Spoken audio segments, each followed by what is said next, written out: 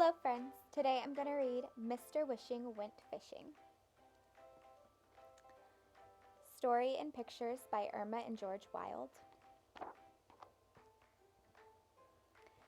Mr. Wishing was a funny little man who lived in a house by the sea. It was a tiny house with just one room. Mr. Wishing swept and dusted it every day, and after he made the bed and washed the dishes, Mr. Wishing would look at it proudly. "It's the most ship-shape room a funny little man ever had," said Mr. Wishing to himself. Now one day, someone gave Mr. Wishing's house a present, a beautiful blue checked tablecloth for the table. Thought Mr. Wishing. "I must get a nice glass bowl to put on the table in the center of the tablecloth." Then very next day he hurried to the 5 and 10 cent store and brought back a big glass bowl. "This is just the thing," said Mr. Wishing to himself. But when he put it on the blue covered table, it did look empty. "I know," cried Mr. Wishing. "I'll catch a fish to live in my big glass bowl on the beautiful blue checked cloth on my table." He snatched up his fishing pole and his net and hurried out to catch his fish. The first fish he caught was too big for the bowl, so Mr. Wishing put him back in the sea. The second fish was so tiny that he got lost in the big glass bowl, so Mr. Wishing had to hurry him right back into the water with his fish mother.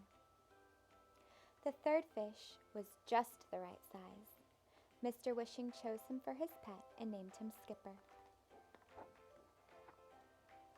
Skipper was a very happy fish. He liked Mr. Wishing, and he liked the ship-shaped little room.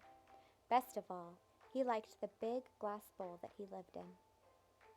But a day came when Mr. Wishing noticed that Skipper looked a little sad. He didn't eat all the crumbs from Mr. Wishing's breakfast cornbread, and he didn't swim around the bowl doing flip-flops as he usually did to make Mr. Wishing laugh. "Poor Skipper," said Mr. Wishing. "He's lonesome living all by himself in this big glass bowl. I must see what I can do for him." And out he ran with his fishing pole and net. Pretty soon, there was a nice starfish in his net. Mr. Wishing put the starfish in the bowl with Skipper. Oh dear, Skipper didn't like the starfish at all. He swam around and splashed the water with his tail until Mr. Wishing was all wet. "Take it out, take it away," Skipper cried. "It's all pointy and stickery, and I don't like starfish at all." Of course, Mr. Wishing took the starfish out of the bowl right away and put it back into the sea. But Skipper was still lonesome, so Mr. Wishing had to go fishing again, and this time he caught a crab. "Maybe Skipper will like this crab," said Mr. Wishing, and he put the crab into Skipper's big glass bowl. Skipper didn't like the crab either.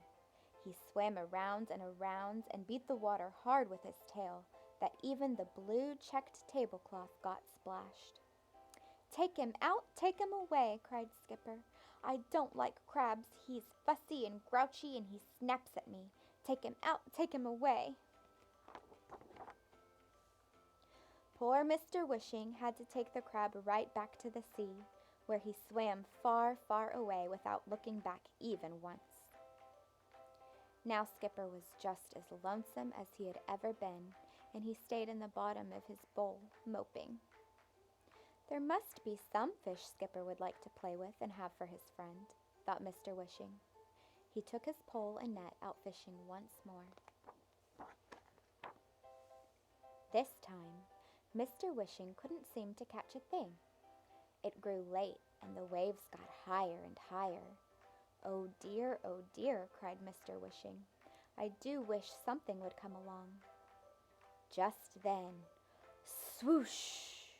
A big wave lifted Mr. Wishing's boat up, and over it went, spilling Mr. Wishing right out into the water.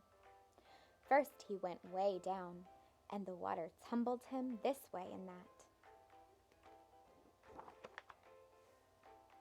Then, with a big splash, the waves tossed him up onto the shore. Oh dear, said Mr. Wishing. What an embarrassing thing to happen to a seafaring man like me.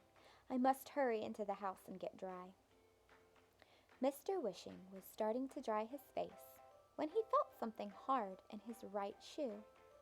It was a beautiful little shell. Might as well take off my left shoe too, thought Mr. Wishing. Why, it's full of nice white sand. Just then, something tickled the back of his neck. Well, dear me, it's a bit of a bright green seaweed, said Mr. Wishing. And then a very strange thing happened. Mr. Wishing's cap jumped off his head all by itself and started to flop across the floor. Oh, my stars, cried poor Mr. Wishing. Cap, come back here. Here, Cap, here, Cap. He ran after the cap and picked it up, and what do you suppose? There was a fish in it. Mr. Wishing put the fish into the bowl with Skipper. He poured into the bowl the clean white sand, and he put the beautiful shell on top of the sand. Then he planted the bright green seaweed. Skipper was happy again. At last he had a friend to play with, and the seaweed, the shell, and the sand made his ball seem just like home to him. Mr. Wishing called the new fish Flipper, and Flipper and Skipper lived happily in their big glass bowl. Now in the evenings, Mr. Wishing sits beside the table. Skipper and Flipper do all their tricks for him, and Mr. Wishing laughs until he shakes. I'm a lucky, lucky man, says Mr. Wishing, to have two pets like Skipper and Flipper and my ship-shaped little room. The end.